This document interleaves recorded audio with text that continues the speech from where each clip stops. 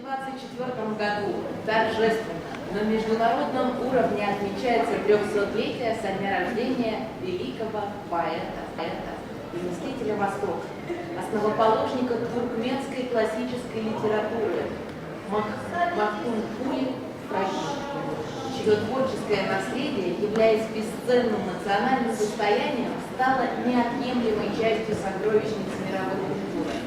Прошли века, но произведения выдающегося сына нашего народа не теряют своей актуальности и известны далеко за пределами отчизны.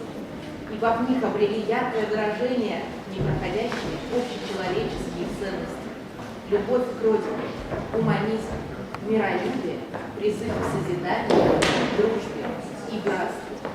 Переведенные на языки разных народов стихотворения находят отклик в сердцах людей во всех уголках планеты. Великому туркменскому поэту, классику установлены памятники в России, Турции, Иране, Узбекистане и других странах. Для приветственного слова приглашается посол Туркменистана Российской Федерации Исер Мухаммедович Айдарбиев.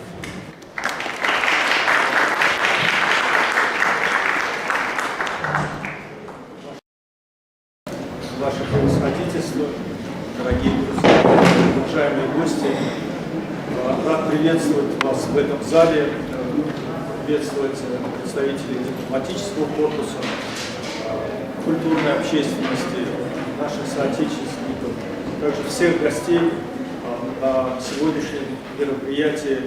Этот концерт – музыкальное посвящение великому классику туркменской литературы и мыслителю Востока Махтумкули Ифрагим, 300-летие которого широко отмечается в Туркменистане и во многих странах мира, включая, конечно, и Россию.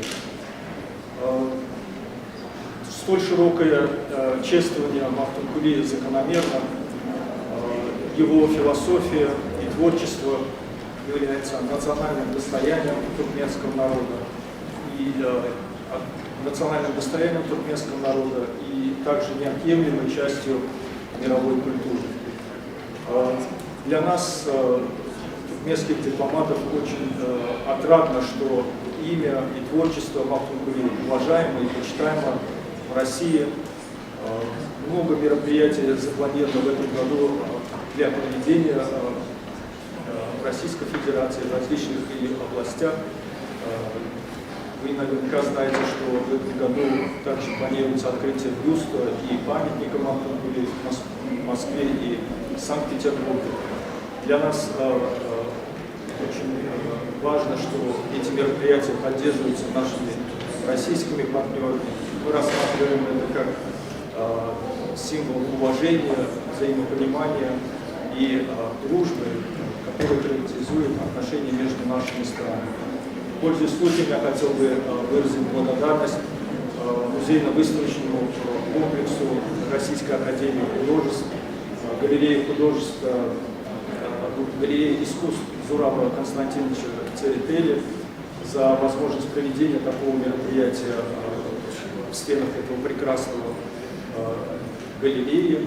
Также отдельная благодарность Мамеду Гусейнову, который является директором Московского международного музыкального фестиваля искусств «Звуки гитары» имени Нуриха Мамедова за инициативу подготовки и проведения сегодняшнего концерта. Также большая благодарность всем участникам, блестящим музыкантам, артистам, творческим деятелям Туркменистана и России, которые примут участие и выступят сегодня перед нами. Я уверен, что вы получите удовольствие. Спасибо.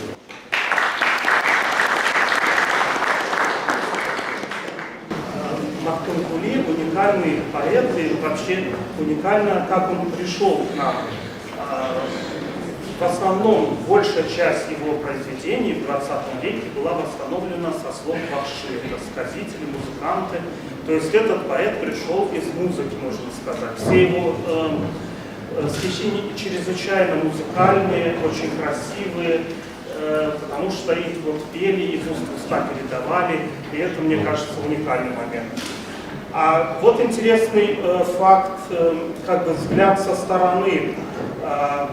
профессор Будапештского университета Герман Арминий Ван в 1863 году в одежде странствующего нищего Древиша проник в землю туркмен и собрал обширные сведения об их укладе и культуре.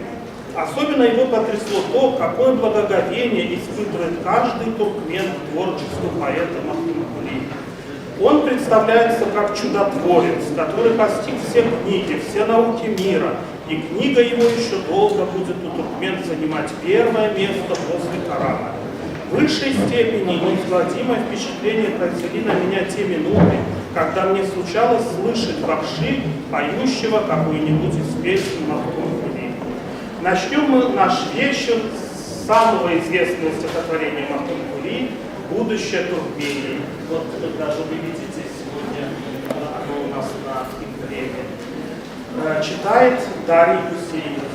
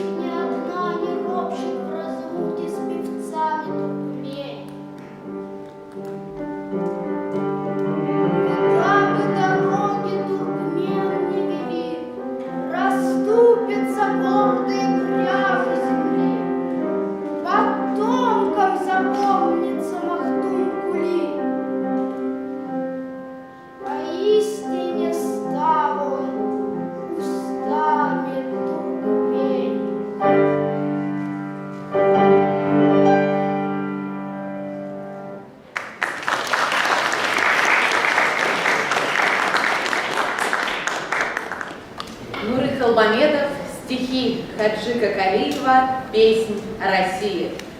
Исполняют Дарья Гусейнова, смешанный хор в студии «Детский ансамбль» при академическом ансамбле песни и пляски войск Национальной гвардии Российской Федерации, дирижер Валерия Горюнова, партия фортепиано Елисей Бабанов.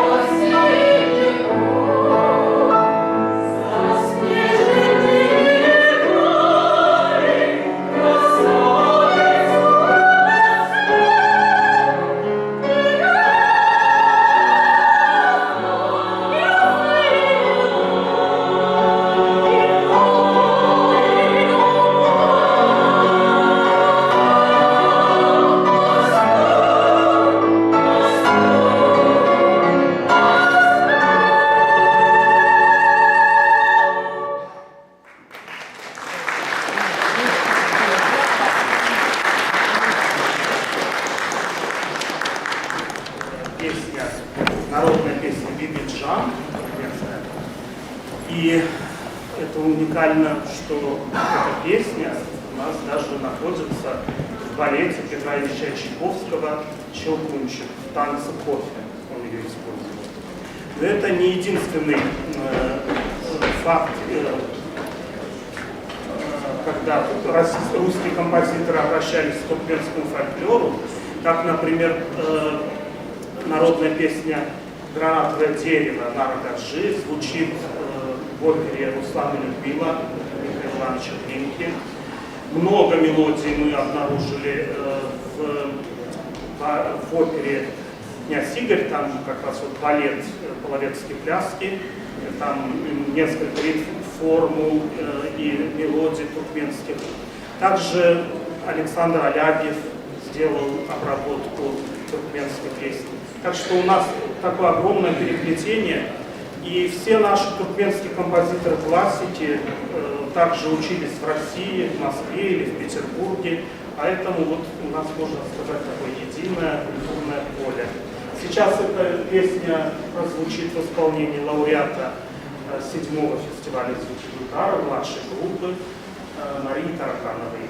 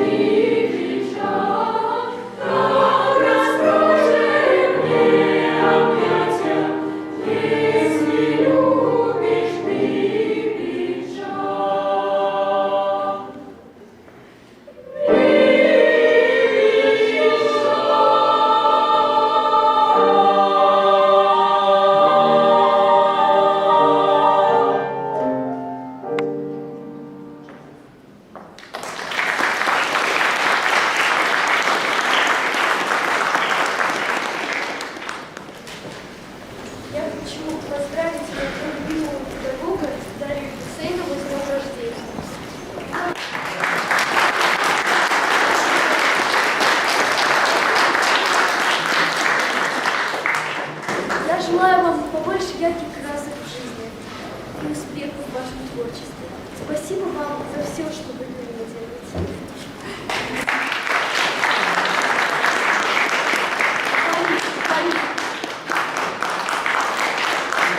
Какая умница! Специально для конкурса Мария выучила песню «Бибиджан» именно на туркменском языке. И она была единственная исполнительница из участников младшей группы конкурсантов, которая спела песню на языке оригинала.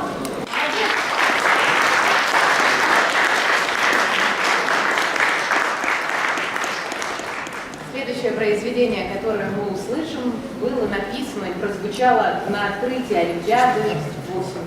И, кстати, Взоров Константинович, в чьей галерее мы сейчас находимся, на этой же Олимпиаде был главным художником. Александра Бахмутова, стихи Николая Добронравова. Будьте счастливы, люди.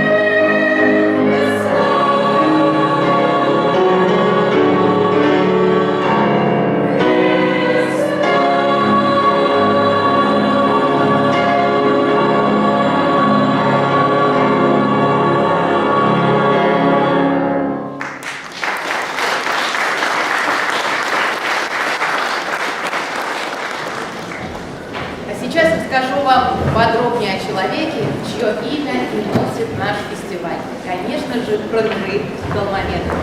Он жил и творил в 20 столетии, но его наследие не просто продолжает оставаться актуальным. Он уже многие десятилетия сохраняет статус самого исполняемого в мире туркменского композитора. Нуры Колмамедов – это одно из самых ярких дарований в созвездии туркменских композиторов-классиков, поднявших народную туркменскую музыку до вершин мировой культуры. В его лице Туркменистан обрел своего Орфея, который озвучил для всего человечества не только многовековую национальную традицию, но и сумел воплотить в своем творчестве нравственный идеал народа, его духовные ценности. Всенародную славу Колмамедов приобрел в первую очередь благодаря музыке к таким фильмам, как «Состязание», «Горькая судьба», «Тайны Мукама» и «Решающий шаг». Его музыка так естественно и прочно вплетена в быт туркменского народа, что колыбельную из фильма «Решающий шаг» матери поют детям, даже не подозревая о том, что музыка эта авторская. Есть еще и другой пример. Когда человек умирает, его провожают в последний путь под траурную мелодию Колмамедова из кинокартины «Горькая судьба». Выдающемуся туркменскому композитору было суждено родиться неподалеку от тех мест, где родился и жил, и творил великий туркменский поэт Махтум Кули. На западе Туркменистана, на границе с Ираном, где несет свои быстрые воды река Сумбар, находится небольшой высокогорный Ауф. Рано потеряв родителей, Нуры воспитывался в детском доме, где получил начальное музыкальное образование у педагога Ольги Алексеевны Твитченко. Пройдя курс 7-летнего обучения за 4 года, он поступил в Ашхабадское музыкальное училище. Ну а прямо сейчас мы с вами услышим музыкальную фантазию на музыку Нуры Хилмамедова «На берегу реки» из кинофильма «Решающий шаг».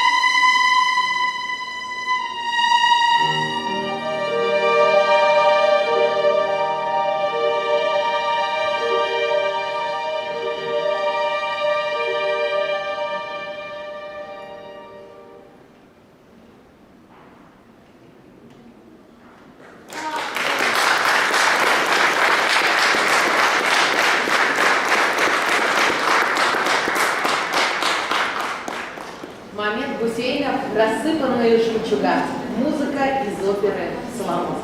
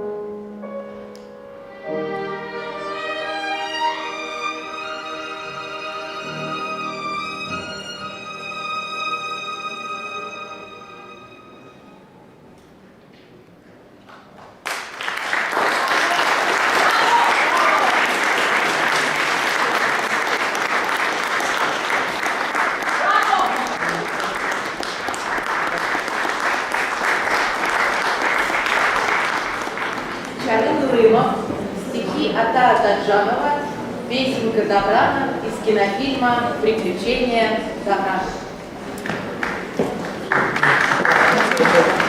Что пару слов сказать об этом композиторе. Это очень тоже наш классик туркменский, был председателем Союза композиторов Туркменистана, очень много всего написал. Но интересный факт, что первая учительница у него такая же, как у Холмамедова, Ольга Кривченко, потому что они были оба в этом интернате в Айромарях, поэтому вот у них такое начало одинаковое получилось. И видно, очень у них интересное было детство, потому что любовь к детям, и у Холмамедова много детских песен, детской музыки, и вот Чародымов тоже очень интересные произведения, вы сейчас услышите. Пожалуйста.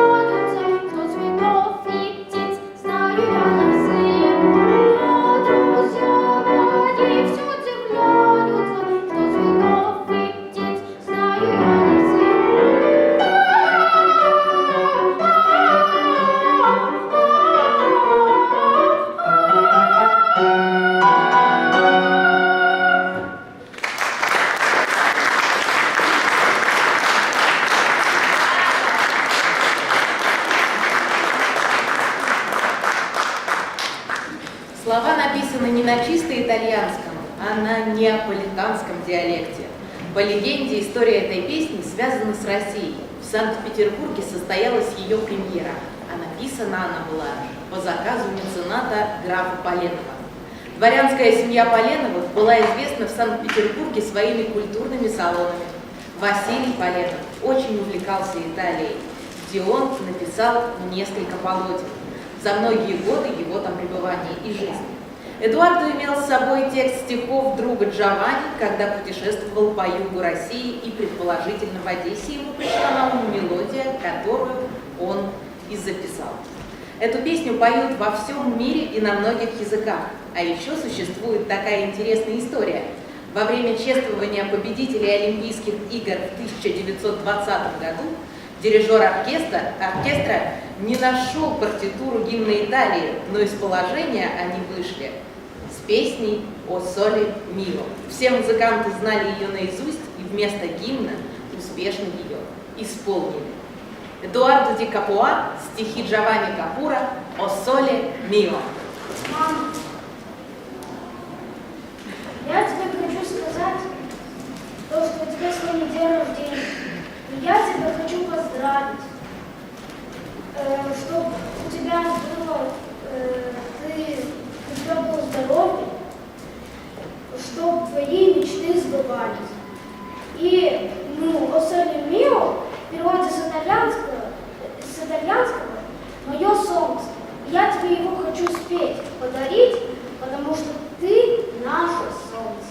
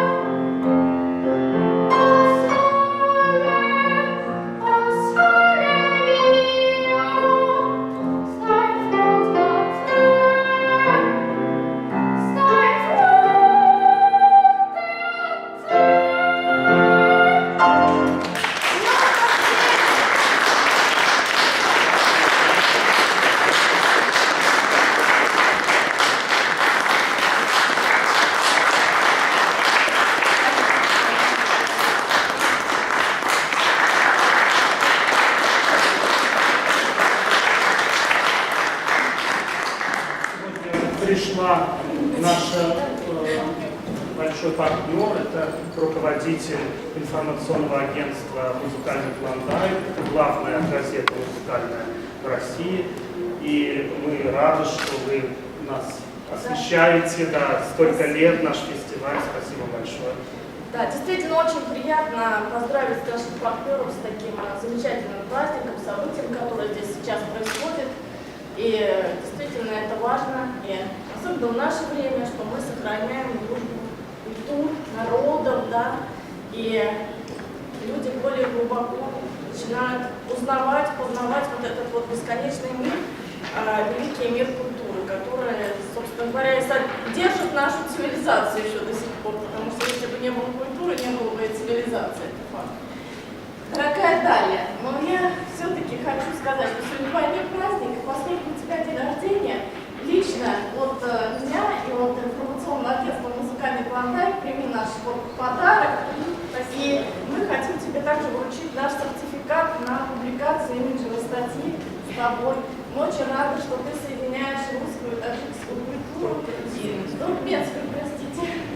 И в вашем лице, так скажем, вашей вообще семьи, да, мы очень гордимся тем, что у нас такие замечательные партнеры, музыканты, исполнители, момент композитор. Спасибо вам большое.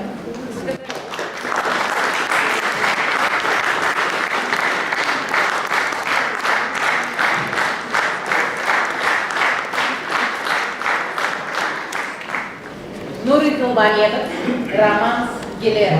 Придет транскрипция для кларнета и фортепиано. Романс Гелер придет, написан на стихи неизвестного музыканта Бакши для тенора и фортепиано. Причем фортепианная партия в нем настолько насыщена мощной палитрой красок, что дает право звучать в равноправном ансамбле с солистом. Выразительная импровизация с первых же звуков настраивает слушателя на глубокое размышление. Сегодня музыка Нуры Холмамедова звучит на различных инструментах, соло и в составе многочисленных ансамблей и оркестров. Кларнетист Николай Ларин переложил романс Гелер для кларнета и фортепиано. И романс зазвучал в новой аранжировке. По-новому, но также прекрасно.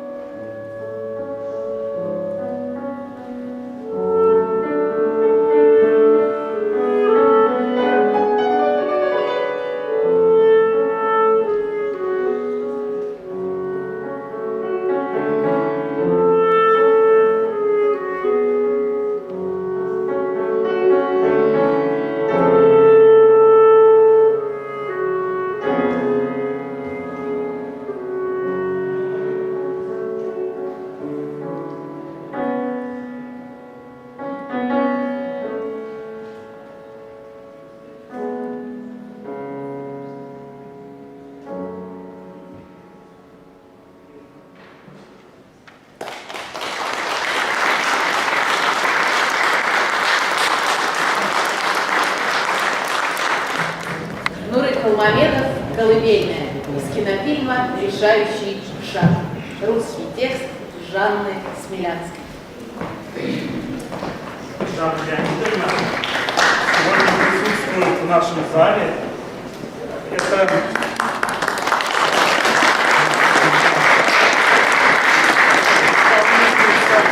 главной роли в фильме «Решающий шаг» она, можно сказать, олицетворение туркменской женщины. Вот, ее все любят до сих пор, помнят в Туркменистане. Не только в Туркменистане. Не только в Туркменистане, да. Но это фильм. Там приезжают статистицы свободы из Швейцарии, из Швеции, из других стран. Везде помнят и Приезжают любят. брать интервью, кто уже там. Так что и мы вас тоже любим, помним. И спасибо, что вы создали такие прекрасные стихи. Теперь в России могут петь это произведение, да, потому что русский язык всем достоин. Спасибо.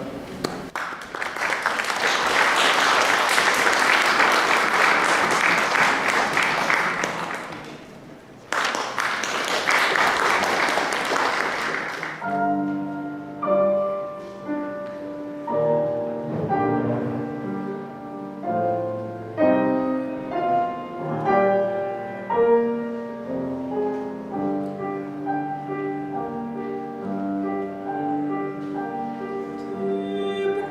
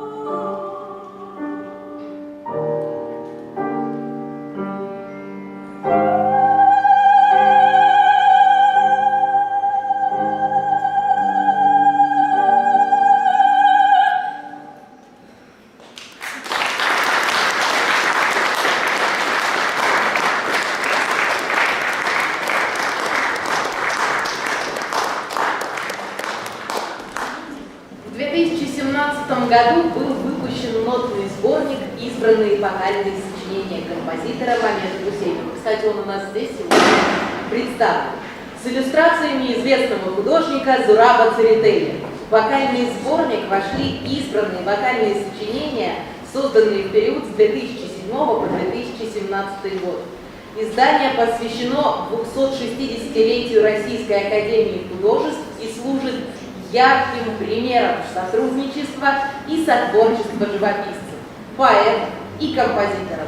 Во вступительной статье к сборнику президент Российской академии художеств Зураб Церетели подчеркнул: как известно, существуют глубокие внутренние связи между изобразительным искусством, музыкой и поэзией. Можно привести немало примеров, когда живописцы и скульпторы черпали свое вдохновение в музыке. Недаром о хорошей живописи говорят, что она звучит как мелодия. В свою очередь, композиторы нередко вдохновляются поэтическим словом или посвящают свои произведения живописным полотнам и скульптурным шедеврам. Эта практика сотворчества художников, поэтов и музыкантов продолжается и по сей день. Греческий поэт Симонид Киоский сказал: однажды живопись – немая поэзия, а поэзия – говорящая живопись. Прекрасно, когда изобразительное искусство начинает говорить словом поэта или оживать в музыке композитора.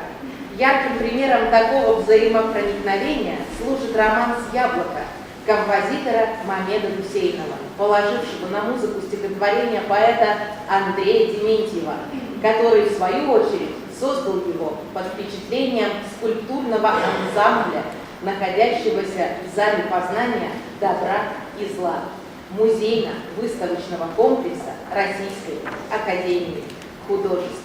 И прямо сейчас, конечно же, Мамед Гусейнов, стихи Андрея Дементьева «Яблоко».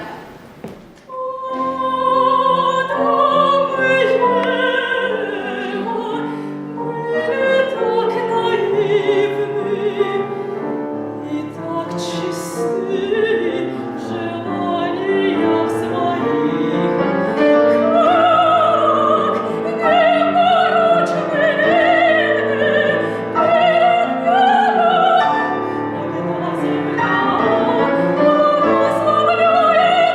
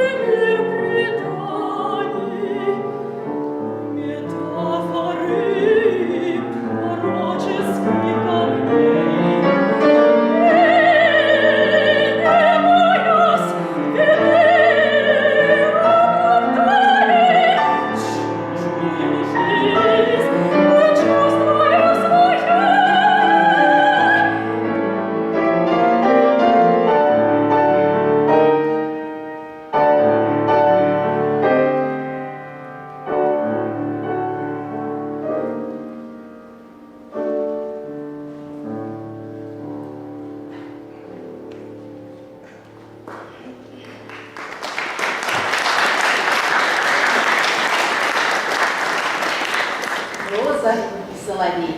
Персидская легенда. Более других цветов розу почитали в Древней Персии, поэтическое наименование которой – Голестан, страна роз. Поэтому в персидских легендах существует сказание, объясняющее окраску белой розы с розовеющими у краев лепестками. Однажды к Всевышнему явились цветы с просьбой назначить им нового повелителя вместо сонливого лотоса или белой нильской лилии, который хоть и был самым красивым, засыпал ночью и не выполнял обязанности правителя. Бог, благосклонно выслушав их, внял их просьбе и дал им, правительнице, белую, девственную розу, сохраняющую ее острыми шипами. Когда Соловей увидел эту чудную новую царицу цветов, то был так пленен ее прелестью, что в восторге прижал ее к своей груди.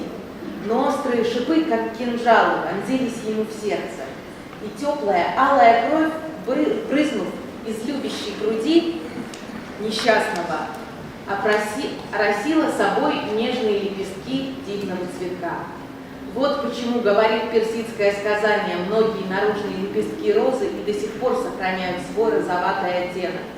Эта легенда получила широкое распространение в искусстве.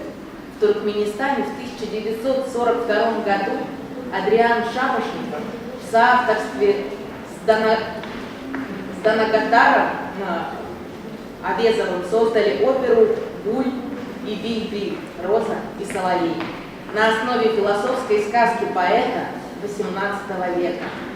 В русской музыке эта легенда известна по романсам Рубинштейна, Соколова, Римского-Корсакова, Глазунова, Ладухина и других композиторов, которые написали музыку к стихотворению Алексея Кольцова «Соловей».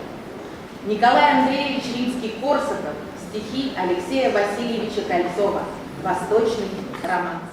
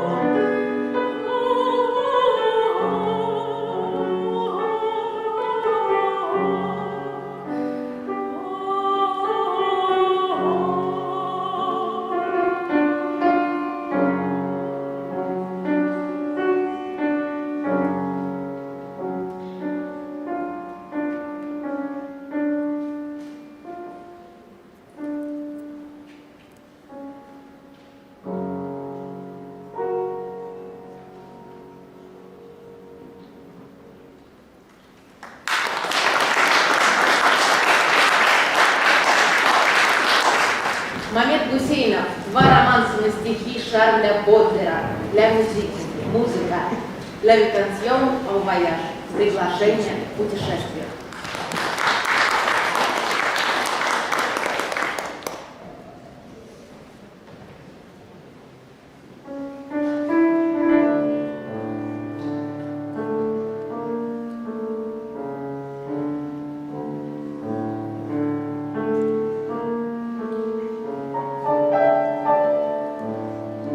Musique souvent me prend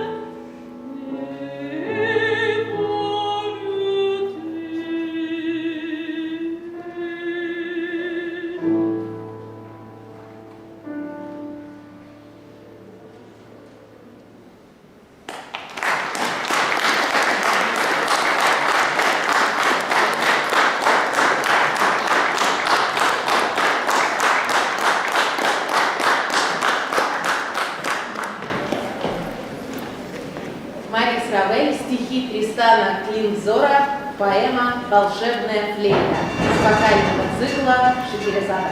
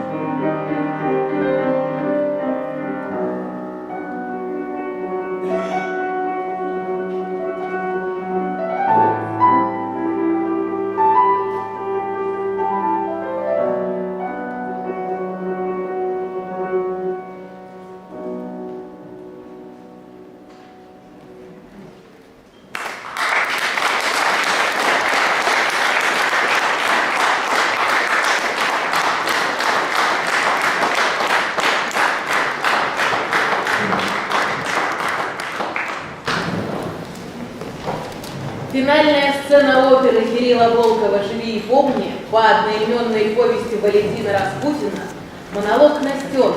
Настена в последний раз плывет через Ангару, чтобы повидаться со своим мужем Андреем, дезертиром войны. Она думает о своей судьбе и о будущем ребенке, и о том, есть ли у них право жить на земле. Кирилл Волков. Монолог Настены из оперы «Живи и помни» по повести Валентина Распутина.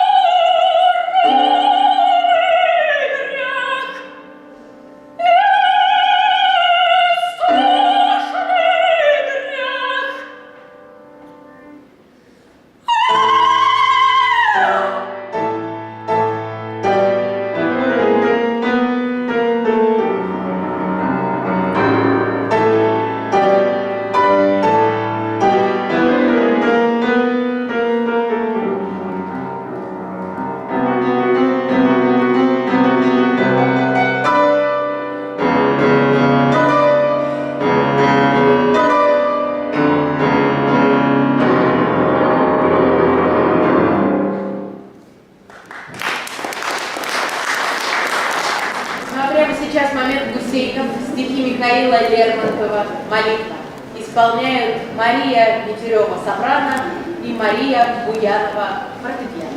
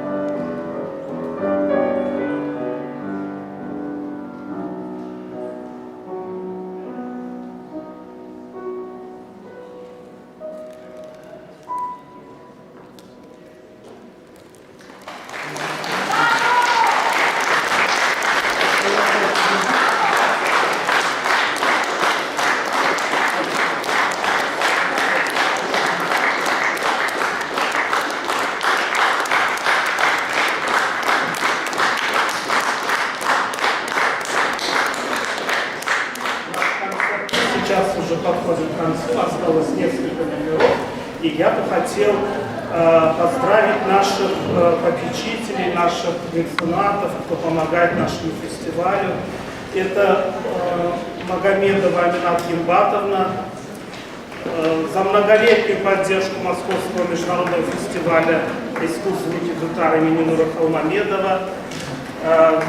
Аминат Гимбатовна от своего фонда выплачивает стипендию нашим лауреатам, которые занимают премию Гран-при. Это уже вы делаете 3 года. Некоторые уже наши лауреаты поступили в вузы, так что вы делаете большое дело мецената. Спасибо большое.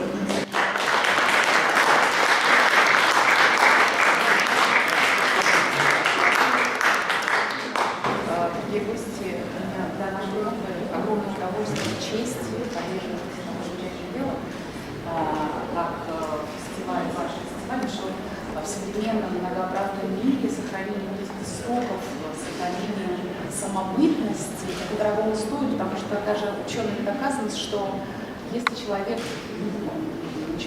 слушает музыку, которую слушает человек, если в музыке он слушает меньше 60% музыки его корней, то такой народ теряет иммунитет. Мне кажется, в современном очень сложном мире восприятие инаковости через культуру, музыку, литературу – это признак здорового общества и основа безопасности. Поэтому светло, Иван Иванович, для вас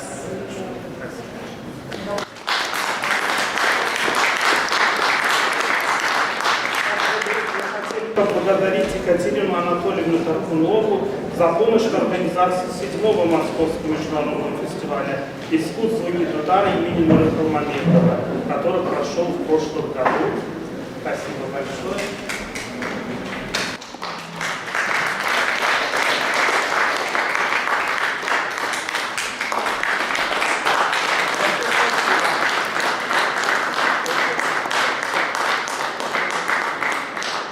Я хотела бы лично поблагодарить Валерия Сулеймановича Гусейнова за то, что он нас приглашает, не забывает, и личную благодарность выразить, потому что лично вам, Валерий Сулейманович, в данном случае, потому что Валерий Сулейманович, потому что блестящий, с моей точки зрения, бесконечно талантливый пианист, еще и фантастический педагог, который успешно обучал моих 2 сыновей. Они передали вам низкий поклон, Валерий Сулейманович, и благодарность. Спасибо.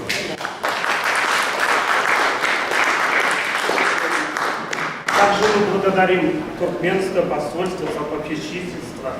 Вы с самого начала с нами, с 2015 года, поддерживаете нас. Спасибо вам большое.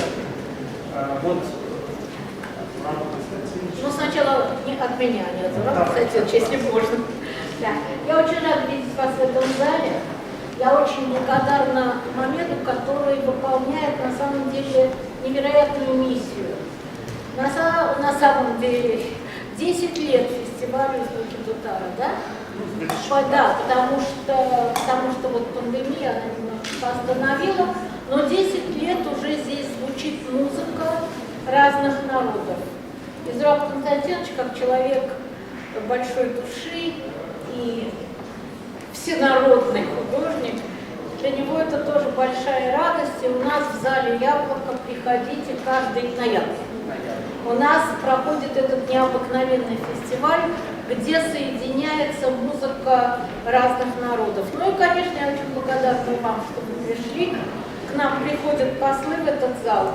И это большая радость, потому что послы – это те люди, которые объединяют народы. Потому что нам далеко ехать до вашей столицы. Вы приехали там, и вот весь народ уже здесь, вся страна. Я не могу, жалко, что это от меня, но Зураб Константинович, сегодня просто надо отдать возможность сегодня отдохнуть. Я хочу вам подарить вот такой необыкновенный, их почти не бывает, это такой календарь, который Зураб Константинович рисует он каждый день, они абсолютно, каждый год, они абсолютно уникальные. Их больше почти ни у кого нет, и это очень мало таких календарей. Я вам его вручаю. И каждая из этих картинок, она картина. Это же фотография, самая настоящая. Я надеюсь, что счастливый год, 24-й, каждый месяц будет дарить вам много радости.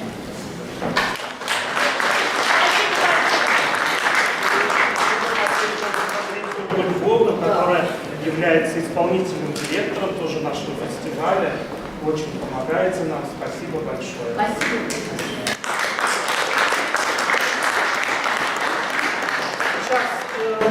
Я вам представлю гостью, которая приехала к нам из Туркменистана.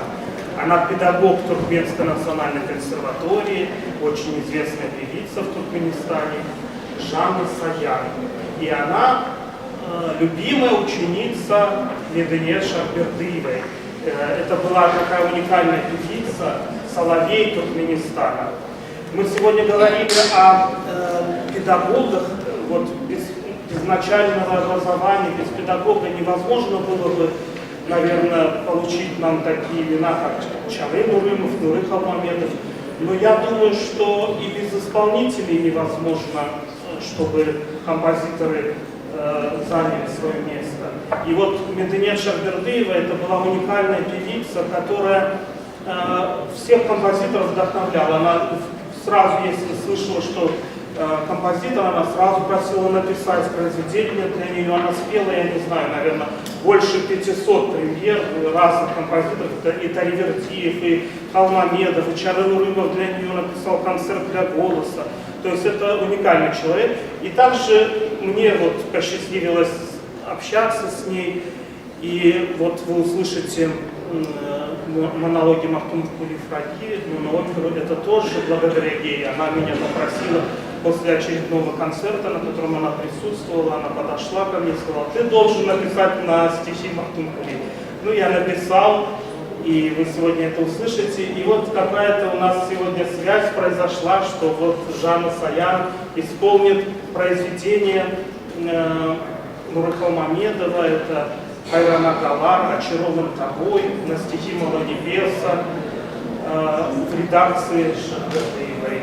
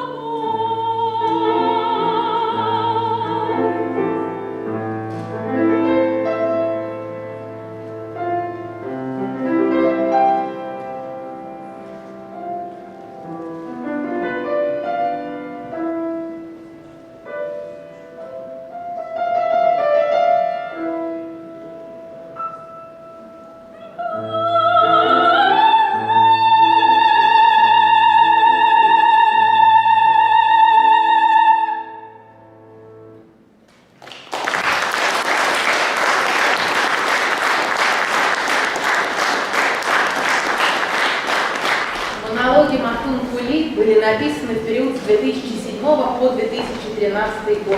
В своем музыкальном сочинении автор выбирает для погружения стихи Махтумкули «Призыв», «Начало», «Добро и зло» из книги «Родина», «Печаль» из книги «Познание», «Истина» из книги «Мира» в переводе Арсения Тарковского. Выбор этих стихов не случайно, они охватывают огромный спектр философских взглядов поэта, сфокусировавших философские откровения поэта на человеческой жизни, судьбе и духовно-нравственных исканиях. Образ Махтумкули, ищущего смысл жизни и ответов на вечные вопросы в моноопере, раскрывается через две ведущие партии – голос и виолончель, передающие как бы разговор поэта с самим собой, который перерастает в разговор со временем. Мамед Гусейнов, монологи Махтумкули «Фраги», монооперы на стихи Махтумкули для сопрано, виолончели и оркестра, переложение для фортепиано, перевод с туркменского Арсения Тарковского. Oh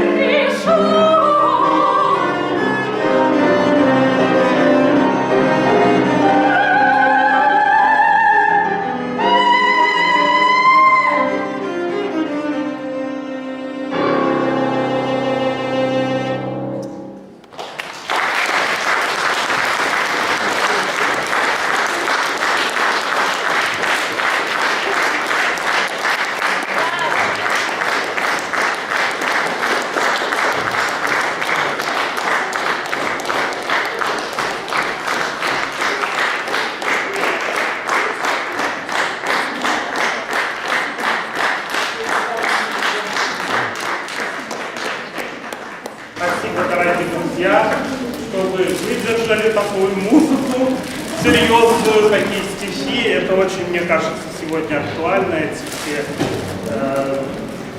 слова, которые Артур Гули оставил нам. Так что спасибо, что вы были с нами. Сейчас наши все певцы, певицы поклонятся, и мы споем на бис.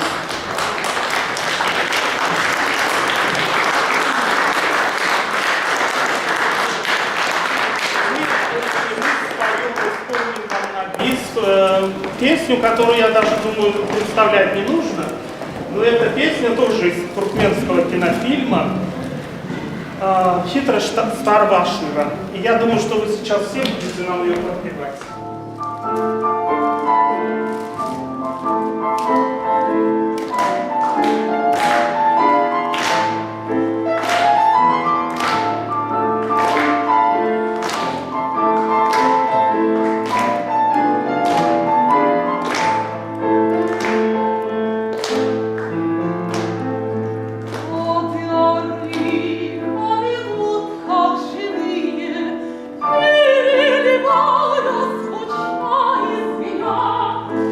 После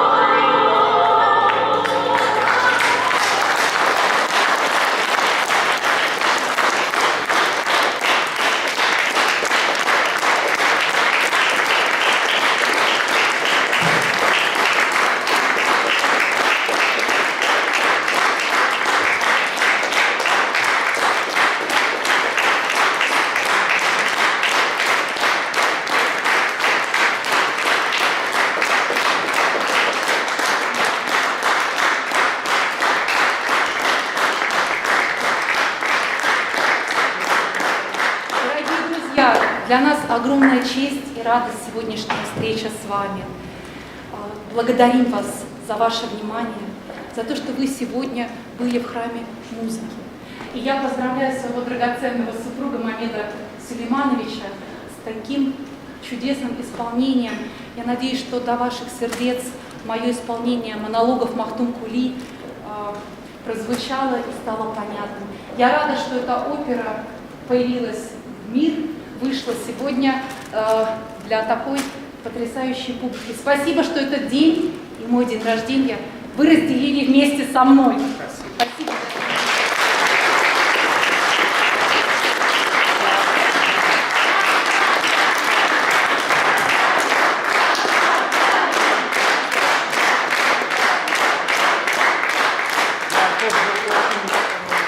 Для любого композитора его исполнение произведения – это всегда подарок. Так что у меня сегодня было очень много подарков, и в таком блестящем исполнении я очень счастлив. Спасибо большое. И благодарю свою супругу, что она выучила такое сложное произведение. И так совпало сегодня, что ее день рождения. Я думаю, что это для нее подарок, и для меня подарок, для всех был у нас подарок. Спасибо. Для артиста истинное счастье быть на сцене. Благодарю вас.